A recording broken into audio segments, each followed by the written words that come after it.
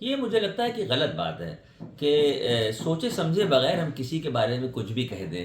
ہمیں یہ حق کس نے دیا کہ ہم کسی کے عیب جانے بغیر اس کے اوپر عیب لگائیں؟ ہم کسی کے بارے میں بلا وجہ یہ کہہ دیں کہ یہ تو جہنمی ہے.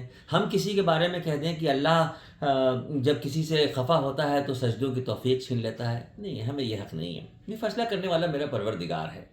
اگر واقعی اللہ اس بات سے خفا ہو جائے اور بندوں سے سجدوں کا جو حکم دیا ہے وہ سجدوں کا حکم چھین لے تو پھر تو فرشتے ہی بچیں گے اللہ کی عبادت کے لیے. پھر کون بچے گا؟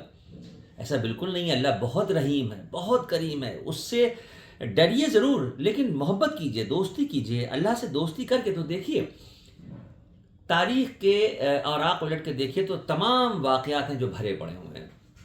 بنی اسرائیل کے زمانے کا ایک واقعہ مجھے یاد آ گیا کہ ایک شخص تھا، عام آدمی، سڑک پہ کہیں جا رہا تھا تو اس کی نظر پڑی تو بڑے بڑے ریت کے پہاڑ جیسے ٹیلے جیسے دکھ رہے تھے. بے ارادہ اس کے دل میں خیال آیا کہ اگر یہ ریت کے جو پہاڑ ہیں اس کی جگہ یہ آٹے کے پہاڑ ہوتے اور میرے ہوتے تو میں اللہ کی راہ میں سب بانٹ دیتا. دل میں سوچا اس نے اتنی بات اور آگے بڑھ گیا. کچھ دور چلا تو دیکھا سامنے سے موسیٰ علیہ السلام چلے آ رہے ہیں. سلام دعا ہوئی تو موسیٰ علیہ السلام نے اس سے پوچھا کہ بھئی کہاں سے آ رہے ہو؟ تو انہوں نے کہا ہم تو گھر سے آ رہے ہیں، آپ کہاں سے آ رہے ہیں؟ تو موسیٰ علیہ السلام نے کہا کہ ہم تو کوہ طور سے آ رہے ہیں، وہاں تمہارا ذکر ہو رہا تھا. وہ چونک گیا، میرا ذکر؟ کہا ہاں، وہاں فرشتے کہہ رہے تھے کہ فلاں آدمی نے تو آج بہت بڑا صدقہ کیا، اونچے اونچے ریت کے پہاڑوں کے برابر آٹا تھا اس کے پاس اور اس نے بانٹ دیا.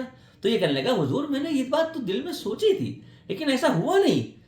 تو موسیٰ علیہ السلام نے فرمایا کہ اللہ کی بارگاہ میں نیک عمل کرنے کے بارے میں جب سوچو تو اللہ اس پہ اجر دیتا ہے. میں نے دیکھا کہ یہ اونچے اونچے ریت کے پہاڑوں کے برابر کا صدقہ تمہارے نام پہ لکھا ہوا ہے. جس کا رب اتنا رحیم ہو، جس کا رب اتنا کریم ہو، وہ اس طریقے سے ڈرے گا.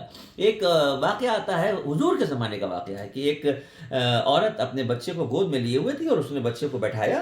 پرانے زمانے میں آنگن میں ہی مٹی کے چولہے ہوا کرتے تھے. تو اس نے لکڑیاں رکھی، اس میں آگ جلائی، بچے کو کنارے بیٹھا دیا اور آگ کو جلانے کی کوشش کی کھانا پکانے کے لیے.